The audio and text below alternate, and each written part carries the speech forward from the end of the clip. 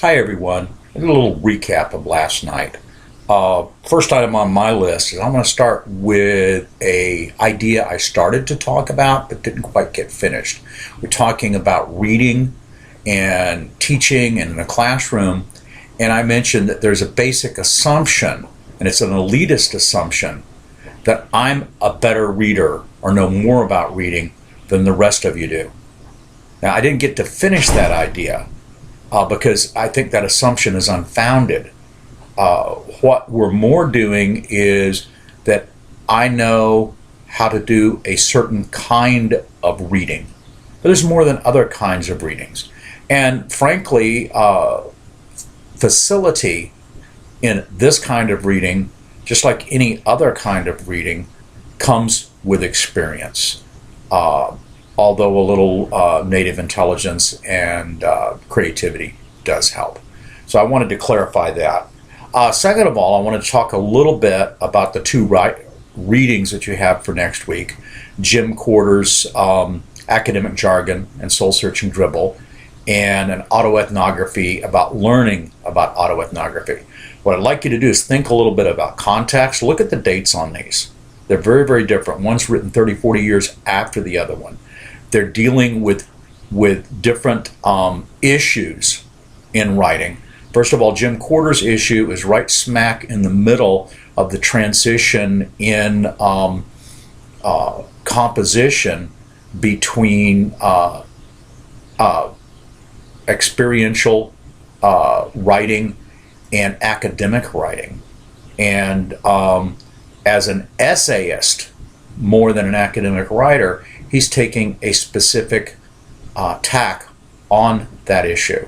So all of these people that got into composition in the 40s and 50s and even in the early 60s, who came out of often literature and creative writing programs, are being pushed a little bit by people who now didn't get their training in literature and creative writing, but got their training in rhetoric and composition, and this question of genre. And that's why this is an interesting article to read, because it forces us to ask questions about genre are coming up in this particular conversation.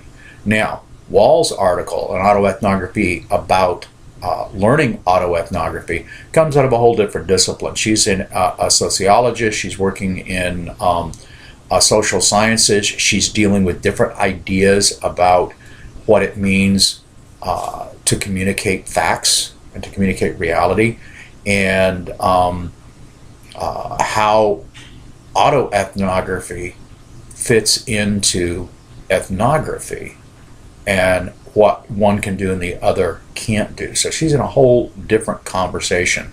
So of course the assignment, which is to write about how one helps you understand the other, which would be how Quarter's article, Academic Jargon and Soul Searching Dribble, helps you understand Wall's article, then you need to take those different contexts into consideration. The revision paper. Okay, I expected to have at least 5 or 6 this morning, and it's almost noon, and I've only got 1 so far. So that person's probably going to get it in a day or two, and you know who you are. You know we can't all be OCD. So the rest of you went home and either went to bed or watched the Late Show or something like that. But try to get those in. I did want to talk for a moment about length, because when I talked to some people after class, I got the impression that you thought I wanted a 5-page paper. What I was trying to say in class, and obviously I wasn't communicating well, is I'd rather have a 5-page paper that you really want to work on than a 20-page paper you don't want to work on. The length should be anything less than 5 pages is problematic. Anything more than 20 pages is more than I want to mess with. Okay, so somewhere between 5 and 20 pages. If you do pull out a paper you wrote for another class that's pushing 20 pages, look at it and ask yourself, is everything that's in here something I want to work on? Because usually you're covering several areas when you're doing a 20-page paper, and if there's something you want to work on, if there's a section that's 5 or 10 pages long and the other 5 or 10 pages you don't want to work on, then just send me part of it. Okay, but I got to thinking about that after class. I do need enough of your writing for that writing to feel like it's a whole piece of writing. Okay, I'm not sure I get that across, but think about when we were reading Mead's article, right? There's some conclusions that we could draw that we would realize are totally erroneous if we read the whole article, because this is just preparation for something that's coming later. So I need enough of that so I don't make those kinds of do those kinds of clueless readings. But the biggest thing to remember on that is, what do I want to work on? What's gonna really interest me to work on for 15 weeks?